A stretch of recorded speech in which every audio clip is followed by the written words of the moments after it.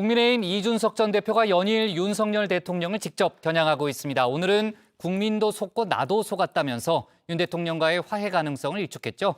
윤 대통령의 통이 작다는 그런 취지의 발언이었습니다. 또 오늘 첫 회의를 한 비대위원회는 일단 90도로 고개를 숙이는 걸로 첫 일정을 시작했습니다. 관련 내용을 국회 상황실에서 짚어봅니다. 민생 안정과 국민의 안전에 매진을 하다 보니 제가 좀 당내 민주주의에 대한 그런 고민을 많이 하다 보니 다른 정치인들께서 어떠한 정치적 그 발언을 하셨는지 제가 제대로 챙길 기회도 없고 대통령께서 사실 어떤 말씀을 하셨는지 제대로 챙기지는 못했습니다. 지금까지 다른 정치인들의 정치적 발언에 대해서 어떠한 논평이나 제 입장을 표시해 본 적이 없다는 점을 불경스럽게도 예. 네, 공교롭게도 윤석열 대통령의 취임 100일과 국민의힘 이준석 전 대표의 가처분 신청 신문기일이 이렇게 겹쳤습니다. 윤 대통령은 이 전 대표에 대한 답변을 회피했지만 이 대표는 여전히 윤 대통령을 돌려가게 한 모양새인데요. 야권에서는 쓴소리가 나왔습니다. 집권 여당의 대표와 대통령이 그렇게 감정싸움하고 하는 게 지금 그럴 시기인가 저는 되묻고 싶습니다. 네, 하지만 이 전 대표는 오늘도 윤 대통령을 정면으로 겨누었는데요. 일각에서는 윤 대통령이 먼저 손을 내밀 가능성이 언급이 됐었죠. 대선 당시에 울산 회동을 비롯해서 두 차례 화해 시도가 있었지만 결국은 봉합에 그쳤다면서 화해 가능성 일축했습니다. 대통령께서 제가 인식하기로는 굉장히 이제 좀 통 큰 이미지 이런 게 강조되다 보니까 저런 거는 당연히 우리가 털고 갈 수 있겠지 라는 생각하고 있었는데 국민도 속은 것 같고 저도 속은 것 같아요. 네, 그러니까 이 통이 크다 이런 윤 대통령의 이미지가 실제와는 다르다 직격을 한 건데요. 이 전 대표가 앞서 말했던 이 양두구육이라는 표현과도 뜻이 일맥상통하죠. 이렇게도 표현을 했습니다. 모델하우스는 갈 때 가보니까 금수도꼭지가 달려있고 납품된 걸 보니까 녹슨 수도꼭지가 달려있다. 그러면 분양받은 사람 열받는 거거든요. 네, 그런데 이 전 대표가 말한 국민도 속고 저도 속은 것 같다는 이 표현이요. 정치에 관심이 많은 정회원 분들은 익숙하시죠. 이명박 정부 시절이던 2008년 총선을 앞두고요. 친박 의원들이 대거 공천에서 탈락하자 박근혜 당시 의원이 했던 말을 패러디한 건데 이 친이 친박의 갈등이 극에 달했던 때 얘기입니다. 저는 속았습니다. 국민도 속았습니다. 네, 윤 핵관을 겨냥하는 이 전 대표의 표현도 강하기는 마찬가지인데요. 차기 당대표에 출마를 한다면 윤 핵관을 정계 은퇴시키기 위한 것이라고 말을 했습니다. 그런데 이 비슷한 말도 어디선가 들은 적이 있으시죠? 아마 호환 마마보다 무서운 게 이준석이 당대표 다시 되는 걸 겁니다. 제가 심판하면 그땐 구호는 딱 한 가지입니다. 그분들 정계 은퇴시키러 왔다라고 제가 얘기할 겁니다. 이것만 기억하시면 됩니다. 박근혜 후보 떨어뜨리기 위한 겁니다. 저는 박근혜 후보를 반드시 떨어뜨릴 겁니다. 네, 이 정치권의 거친 표현들만 모은 듯한 이 전 대표의 강한 표현들. 기존 정치권에서는 한마디로 싸가지가 없다 평가가 나왔습니다. 이런 싸가지론을 대하는 윤 대통령의 전략은 한마디로 무시 혹은 무대응인데요. 어제의 답변 회피가 대표적인 사례입니다. 이것을 이 전 대표는 어디까지나 무시하는 게 좋습니다. 대통령도 그렇고 그 여당이나 그 정부 고위 관계자도 여기에 그 말을 섞지 않는 것이 옳습니다. 이 전 대표의 그 프레임에 넘어가서 이것이 그 여당과의 불화해한 그 정치적 박해인 것으로 자꾸 보도를 하니까 이 전 대표는 점점 더 그 힘을 얻는 거죠. 네, 하지만 이 윤 대통령의 어제 발언이 좀 의아하게 들렸던 건요. 윤 대통령이 권성동 원내대표에게 보냈던 이 문자 이미 공개가 됐기 때문이겠죠. 내부 총질하던 당대표가 바뀌니 달라졌다라는 속마음 이미 알려진 상태입니다. 이 전 대표는 대통령실의 대응이 정치의 포기라고 비판했습니다. 정무수석실의 주요 업무가 그런 정무관계를 파악하는 거거든요.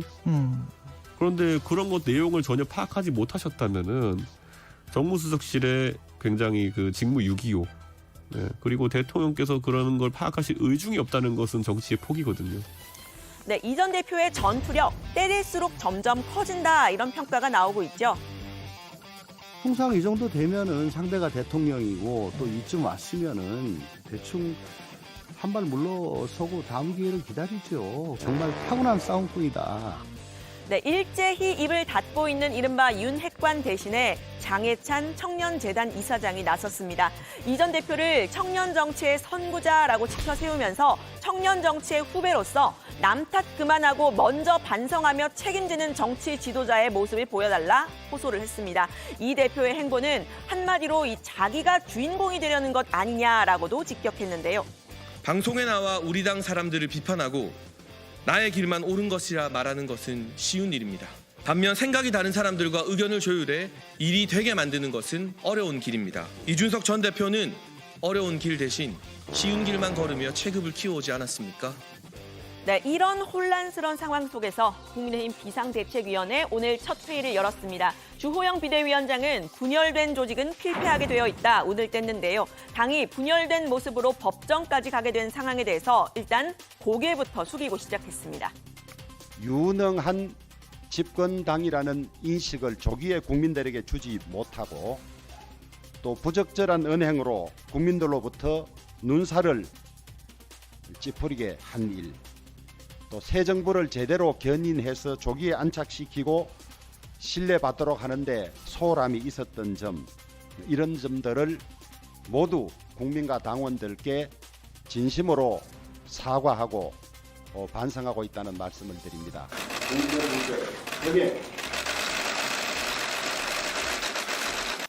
네, 주 비대위원장은 8명의 비대위원에게 이렇게 임명장을 주는 것으로 회의를 시작했지만요. 시작부터 윤핵관 비대위냐 논란이 불거지는 모양새입니다. 직을 유지하는 이 권성동 원내대표 외에도요. 주기환 비대위원의 경우에는 윤 대통령과 20년 인연을 이어왔다. 이 사실이 알려졌죠. 아들이 대통령실에서 6급으로 일하면서 이 사적 채용 논란도 불거졌습니다. 주 비대위원장은 주 비대위원이 이 윤심이라고 하더라도 9명 중 1명일 뿐이다. 이렇게 감쌌지만요. 굳이 비대위원으로 선임을 했어야 하냐 이런 이야기가 나왔습니다. 주기환 전 후보 같은 경우에는 이게 아들도 대통령실에서 사실 근무를 하고 있는 상황이고, 그렇죠.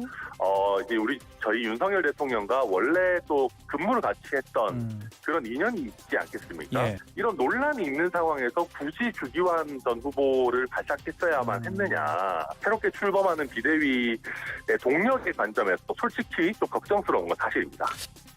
네, 당 사무총장 물망에 올랐던 박덕흠 의원 역시요. 윤핵관 정진석 국회 부의장과 사돈지간이라는 점이 부각이 됐죠.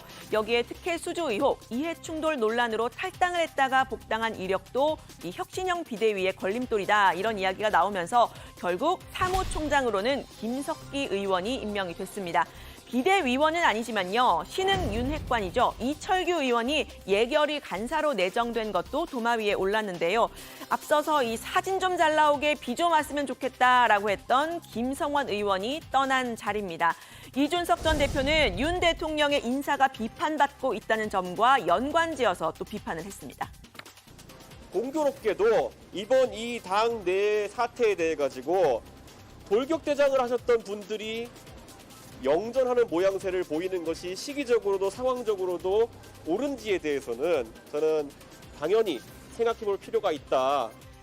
네, 윤핵관 비대위다 이런 논란 외에도요. 이 비대위의 운명, 효력 정지 가처분 신청 결과에 좌우가 될 수 있는 상황입니다. 어제가 가처분 신청 신문 기일이었는데 이 전 대표가 직접 이렇게 출석한 현장에서는 지지자 그리고 반대파가 엇갈리면서 소란이 일었습니다. 네. 야, 너 신호가 감추려고 청산장 박도 받았어 안 받았어? 부끄러우지 않아야지. 네, 법원은 오늘 신중한 판단을 위해서 이번 주 내에는 결과가 나오기 어렵겠다 이런 입장을 밝혔는데요. 어떤 결과가 나오든 당내 갈등 이어질 가능성이 있습니다. 만약에 가처분이 인용이 된다면 비대위 체제는 일단 무효가 되고 권성동 대표 직무대행 체제로 돌아가게 되죠. 주호영 비대위원장은 기각될 거다 확신을 갖고 있다라고 이야기를 했습니다. 가처분이 인용되면 이제 절차상 문제도 고치면 된다 이렇게 말씀하셨잖아요. 가정을 전제로 한 답변을 드리고 싶은 생각은 없고 저는 가처분이 기각될 거라는 확신을 가지고 있습니다. 네, 가처분이 만약에 기각이 되더라도요. 법원이 절차적 문제가 있었다라는 내용을 명시를 한다면 이 전 대표에게 힘이 실릴 거다 이런 이야기도 나왔는데요. 이 가처분을 인용할 경우 그 헌법상 보장된 정당 활동의 자율성을 뭐 심대하게 침해할 우려가 있다. 뭐 이래서 피해가는 그걸 또 사정 판결이라고 그러는데 사정 판결을 할 가능성이 더 높지 않나. 비대위는 비대위대로 굴러는 가는데 예. 이준석 대표의 입장으로서는 정치적으로는 승리한 거죠. 네, 이 전 대표는 이 가처분뿐만 아니라 비대위 전환이 무효라는 본안 소송도 정식으로 접수를 한 상태입니다. 기각이 되더라도 법정 투쟁 장기전으로 이어질 것으로 보이는데요. 이 전 대표는 지금의 상황, 대통령실의 입김에 입법부가 좌우되는 삼권 분립의 위기로 규정을 했습니다. 사법부에 적극적으로 개입해달라 요청했습니다. 제가 가장 우려하는 것은 지금 행정부가 입법부를 통제하려고 하는 그런 삼권 분립이 위기에 있는 그런 상황 아닌가. 사법부가 적극적인 개입으로 잘못된 부분을 바로잡을 수 있었으면 좋겠다. 네, 윤석열 대통령과 전면전을 벌이고 있는 이준석 전 대표. 가처분 소송과 별개로 성상납 관련 수사라는 고비도 그대로 남아있는 상태죠. 성상납을 제공했다고 주장하는 중소기업인은 오늘 경찰에서 6번째 참고인 조사를 받았습니다. 관련 소식도 들어가서 이야기를 해보겠습니다. 오늘 발제는 이렇게 정리합니다. 이준석 전 대표, 윤석열 대통령 겨냥해서 국민도 속고 나도 속았다. 주호영호 첫 회의에서 고개 숙여 사과.